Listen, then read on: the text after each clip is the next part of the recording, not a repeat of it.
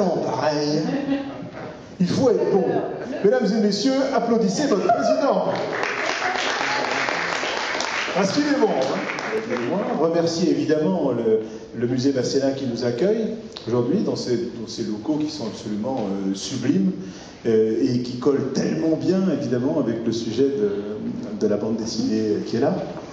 La bande dessinée est un mode d'expression, comme la littérature, ou comme la musique, ou comme le cinéma, etc. C'est une façon de raconter des histoires. D'ailleurs, moi ce que j'aime, c'est raconter des histoires, en fait.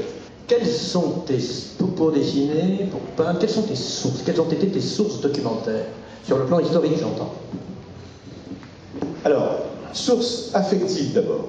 Source affective d'abord, je me souviens, il y a quelques années, c'était il y a 3 ans, à Golfe-Juan, donc j'allais chaque année voir l'empereur débarquer.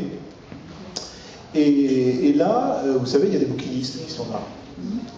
Et chaque année, j'achetais quelques livres. J'aime beaucoup j'aime lire, je suis désolé, mais c'est ma passion. Et j'allais donc chez ces bouquinistes, qui étaient des spécialistes évidemment de la chose impériale, et j'achetais quelques livres, et j'aime bien acheter des livres un peu anciens.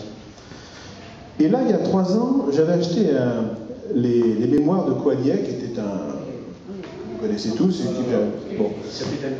Capitaine Coignet, et je l'avais acheté dans une édition qui était une édition des années 50. Alors, revenu chez moi, je m'installe joyeusement dans mon canapé et j'ouvre, bien sûr, avec beaucoup de précaution et beaucoup d'affection, ce livre, qui est un livre, donc c'était un livre ancien, des années 50.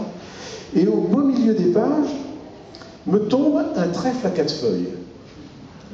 Il y avait dans ce livre, la personne qui l'avait dans les années 50, qui avait soigneusement mis à un certain endroit un trèfle à 4 feuilles à sécher. Et j'ai trouvé que c'était un signe. C'était un signe, c'était quelque chose, et je l'ai pris comme ça. Ça pouvait être tout simplement un hasard, bien sûr, mais c'est quelque chose qui m'a dit, ben non, là il y a quelque chose à faire, il faut le faire.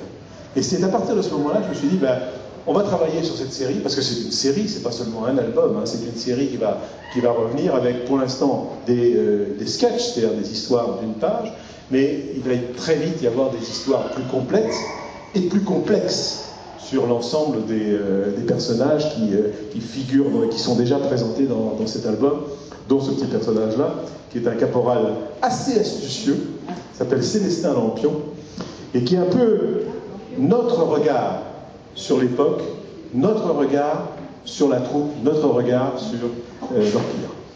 C'est vraiment très important le texte, aussi important que le dessin, sinon plus, le dessin n'étant là que pour valoriser le texte. La bande dessinée, ça n'est que du dialogue.